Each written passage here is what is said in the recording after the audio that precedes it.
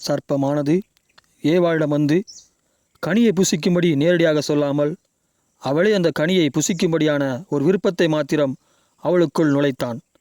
ஏனெனில் ஏவாள் தெளிந்த புத்தியுள்ளவளாய், விசுவாசமுள்ளவளாய், அன்புள்ளவளாய், பரிசுத்தமுள்ளவளாய் இருந்தாள். இப்படி இருக்கிற ஏவாளிடம் வந்து சர்ப்பம் நேரடியாக அந்த கனியை புசிக்கும்படியாக சொன்னால் அவள் அவனை பார்த்து அப்பாலே போ சாத்தானே என்று சொல்லியிருப்பாள். அதனாலேத்தான் ஏவாளே அந்த கனியை புசிப்பதற்கான விருப்பத்தை உண்டு பண்ணும் வார்த்தைகளை மட்டும் அவள் மனதில் போட்டான்.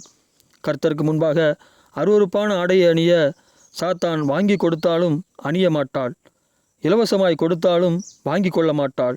அதனால் சர்ப்பம் அவளிடம் நேரடியாக செல்லாமல் கர்த்தருக்கு முன்பாக அருவருப்பாய் இருக்கிற அந்த ஆடையை அவளே வந்து அணியும்படியான விருப்பத்தை அவள் மனதில் விதைக்கிறான்.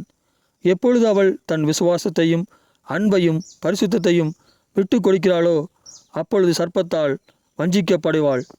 இப்படி விசுவாசமும் அன்பும் பரிசுத்தமுள்ள ஏவாளே வஞ்சிக்கப்படுவாளானால் இவளைப் போல் அல்லாத மற்ற ஏவாள்கள் சர்ப்பத்தால் வஞ்சிக்கப்படுவது எவ்வளவு நிச்சயம்? என் மனவாட்டியே, கர்த்தருடைய வார்த்தையில் நிலைத்திருந்து வளர்ந்து கொண்டிருக்கிற நாகரிகத்தில் பங்குகொள்.